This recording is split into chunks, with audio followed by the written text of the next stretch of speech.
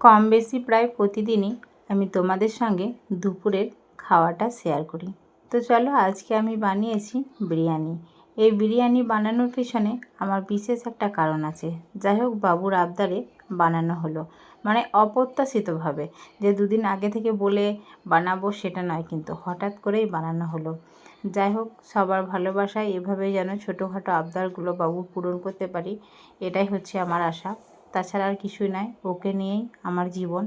আর এই বাবুর ছোট ছোট ইচ্ছাগুলো পূরণ করার পর যে এই হাসিটা দেখি, এই হাসিটা দেখেই আমার সমস্ত ক্লান্তি সব মুছে যায়। জানি সব মাদেরই যায়। যাই হোক, দেখো, আমি এর জন্য প্রথমে পেঁয়াজের বেরেস্তাটা বানিয়ে নিচ্ছি।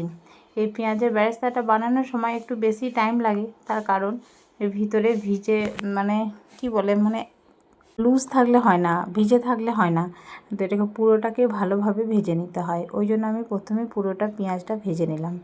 আর শুধু শুধু তো বাইরের কেনা যদি বিরিয়ানি হয়, শুধু শুধু আমরা বিরিয়ানিটাই খেয়ে নিই, কিন্তু যেহেতু বাড়িতে বানাচ্ছি, তাই একটু চিকেন কষাও বানাবো, যাতে ওর সঙ্গে ভালোভাবে তৃপ্তি ভরে খাওয়া যায়।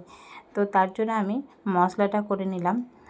এবার আমি কিন্তু চিকেনটা রান্না করে নেব। আর ওদিকে আমি কিছু জোগাড় করে রেখেছি। আমি রান্না করার আগেই সবটা রেডি করে নিই, তার কারণ একবার রান্না করতে করতে ছুটে ছুটে গিয়ে রেডি করা আমার বেশ মুশকিল হয়ে যায়।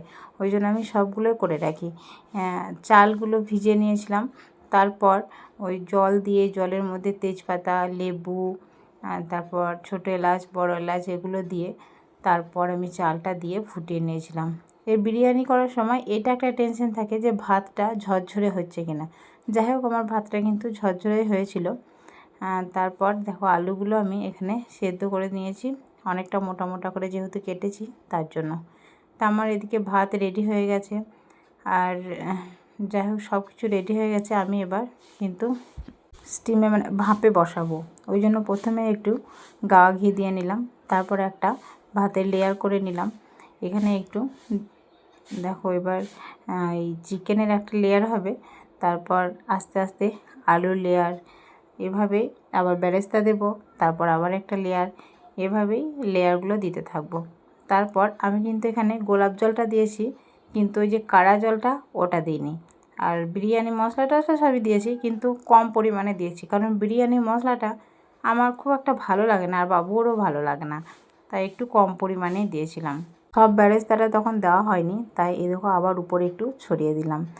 এরপর কিন্তু ওই যে বিরিয়ানি মশলা, কাড়া ওয়াটার, গোলাপ জল, এগুলো সব দেওয়া যায়, কিন্তু আমি ওই যেগুলো সহ্য করতে পারি না, যেহেতু বাড়িতে বানাচ্ছি, তাই ওগুলো দিইনি। আর ওপরে আরেকটু ঘি দিয়ে দিলাম।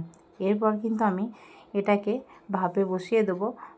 তো তার জন্য চারিদিকটা ময়দা দিয়েও দেওয়া হয়, কিন্তু আমি অনেকটা ওয়েটের একটা বাটখারা দিয়ে দিলাম।